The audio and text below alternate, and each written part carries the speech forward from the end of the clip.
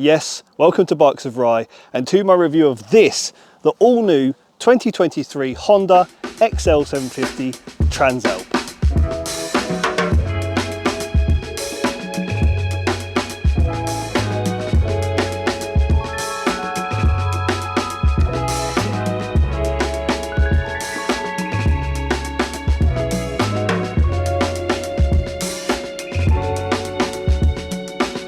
Thanks to Norton Way Honda in Letchworth Garden City for the loan. Links will be in description. So in this review, I'm going to take you for a quick walk around of this Transalp to run you through its spec, plus a road ride review including some green laning. But I do want to mention, I own a Yamaha Tenere, which is a direct competitor to this Transalp and a very popular bike indeed. So I can't wait to get my hands on this bike to really see how it stacks up.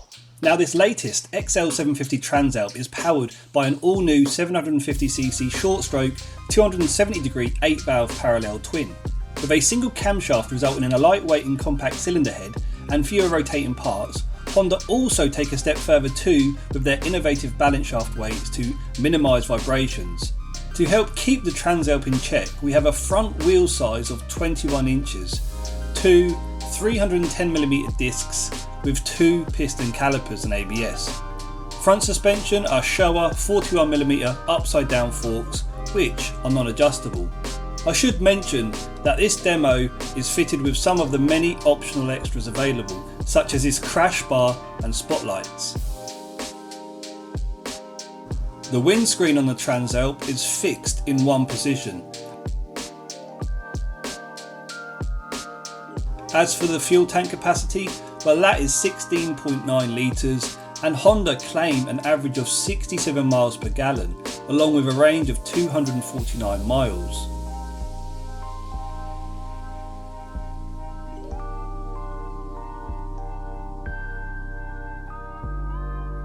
As standard, the Transalp includes a multi-function Bluetooth TFT display and an array of electronic rider aids.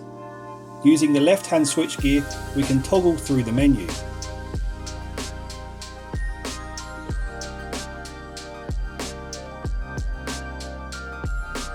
Our demo is fitted with an optional quick shifter, and in the menu you can adjust how soft, medium or hard you would like the gear changes to be. We also have 4 different display types to choose from.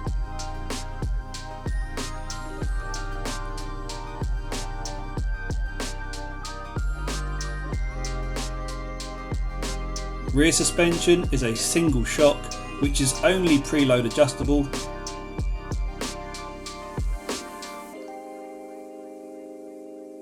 The Transalp comes fitted with Dunlop trail mats, which strike a balance between adventure and off-road capabilities.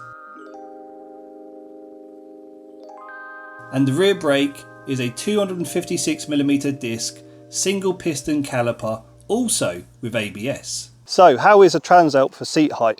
Well, let me throw a leg over, as the seat height is 33 inches. Now I'm 6 foot tall, so it should give you an idea of how tall this bike is. I'm going to put my foot on the peg for you and reach the handlebars, and you can see there's a slight bend in my arms. The bike weighs 208 kilograms, which is quite heavy for a bike. However, when I'm sat on it, I don't really notice the weight. Plus, I can flat foot the bike too, which helps with the weight.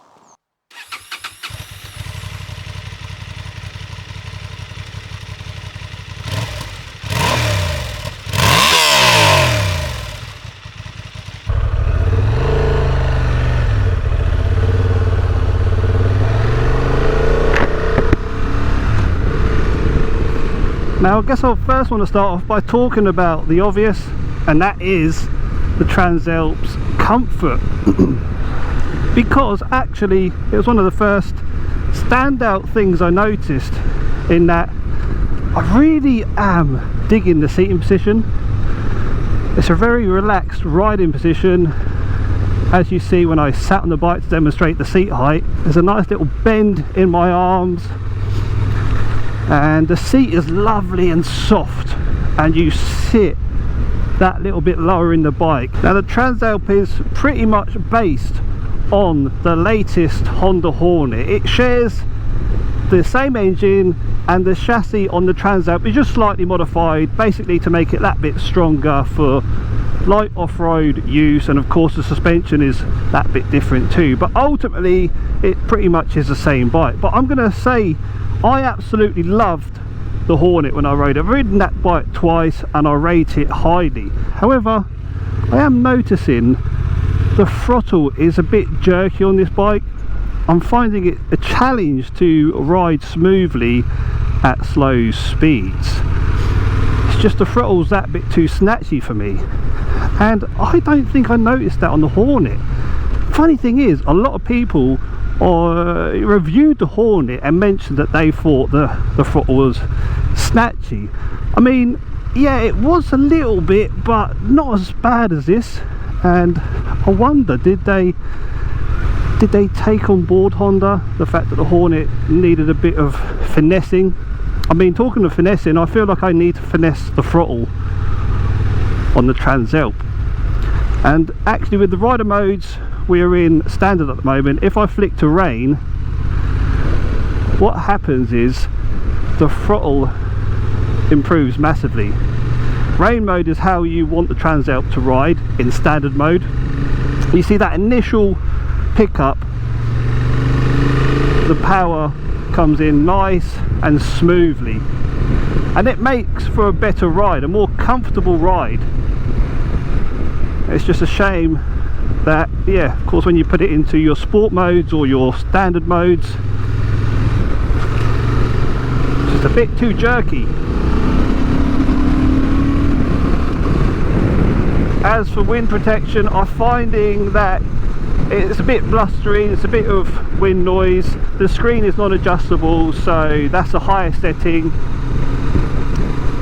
And I mean, it does a pretty good job because the frontal area is quite chunky and wide, so you get great protection around your legs and around your waist. But I'm sort of sitting just above the top of the windscreen, so I'm getting a face full of wind at times.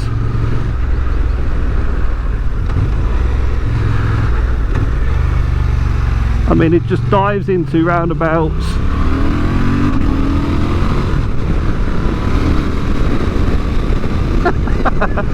Because it's quite a tall old bike.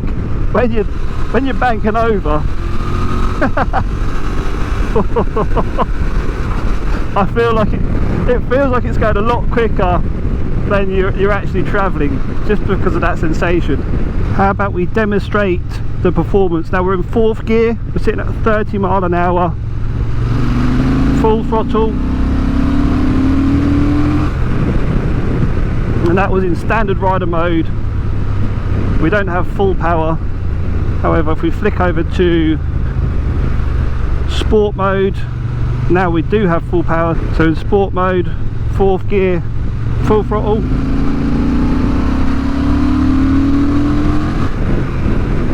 To be honest, it doesn't feel any different. However, I did sense once you start climbing the rev range, you get above 6,000 RPM, that's when you notice the brake horsepower rather than the torque. As I say, it's keen to rev, this engine.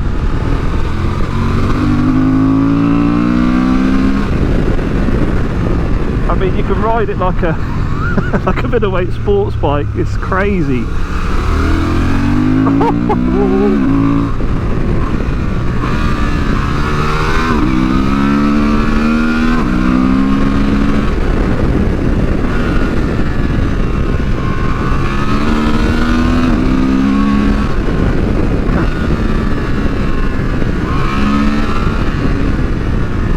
It makes the most wonderful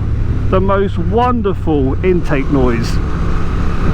Oh, I'm telling you now that the engine on this bike, what Honda have done, is absolute beautiful machine. Look at these cyclists, look. Take up all the road. Surely you can hear me coming. I'm finding the suspension, for the nature of what this bike is trying to provide you, it's an adventure style bike. What you notice is both the front and the rear suspension, I forget they're soft. The damping it's slow to it's not an aggressive rebound on the bike, on the suspension even. And so if you're travelling along these particular roads, the bike it's almost on the verge of saying it's like wallowing along, but that's not a bad remark. That's not a bad thing.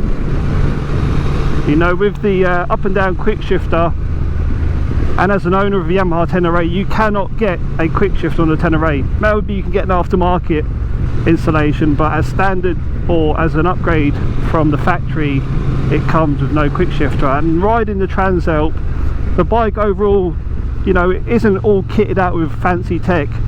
I mean, you've got rider modes and you've got a quick shifter, whereas Tenere is pretty basic, very raw. You don't get none of that. However, riding this Transalp, I'm really finding that the addition of the quick shifter really makes this really that bit more comfortable and engaging to ride. Of course, you don't have to use a quick shifter all the time. You've got the clutch. Now the clutch is very, very light indeed, and I've not had any issues finding the biting point with it whatsoever. The bike is very easy to ride overall, but I am really loving the fact that we have an up and down quick shifter, because I think when you want to combine, you know, sort of a relaxed ride with a sporty ride, when you have the quick shifter, it just adds to that fun factor, you know. Alright, so let's take the Transalp green laning. If we go on to some of the rider modes, we've got here gravel. Now, note we have ABS off-road, which means that I can lock up the rear wheel, which is quite handy and more safe actually, because you don't want the ABS kicking in.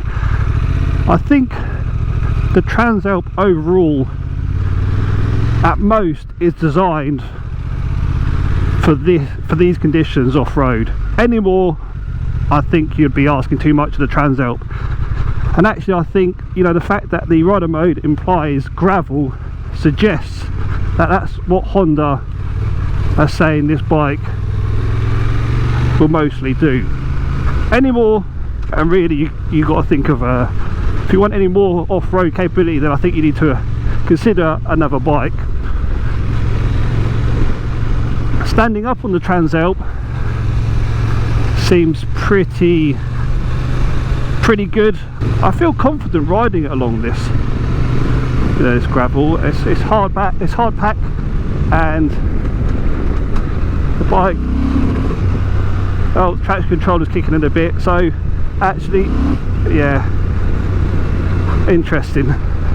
So in gravel mode, it's probably leaning on the safe side, just to keep things under control.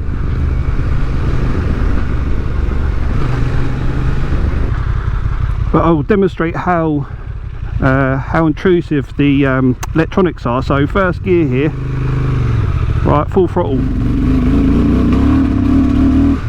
It's really holding back. Kicks a little bit and then boom, kills the power.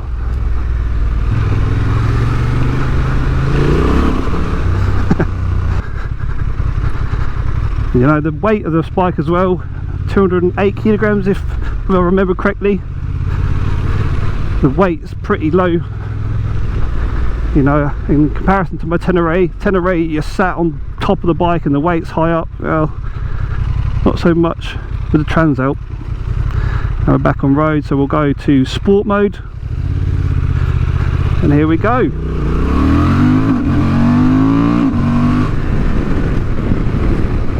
Dual sport for you, isn't it? Is that what they call it? Dual sport? Wonderful, isn't it? Come off road to on road and the bike continues to deliver. That's the beauty of an adventure bike.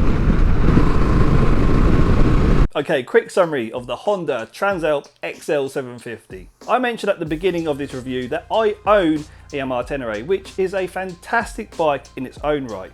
Though I want to first off say that it is of my honest opinion that the Transalp as a road bike is the more accomplished machine. I'd like to actually suggest that the Transalp really is ultimately and more road-focused bike, which is no surprise given it has a Hornet chassis and with that more road-focused suspension setup. The Transalp really surprised me with its low, soft and easy manageable nature once on board, and with that all-new 750 parallel twin powering you down the road, it really is an exciting bike. It delivers sensible performance with its friendly and abundant low-end torque, yet it also possesses a wild side, packing a punch when provoked, accompanied by that deep and raucous airbox sound. However, while the Transalp delivers an exciting riding experience, there are some faults. One area of concern is the traction control system, which can be overly intrusive, even on the lowest settings. This feature, although it provides a sense of safety, it might impact the rider's control and confidence in certain situations.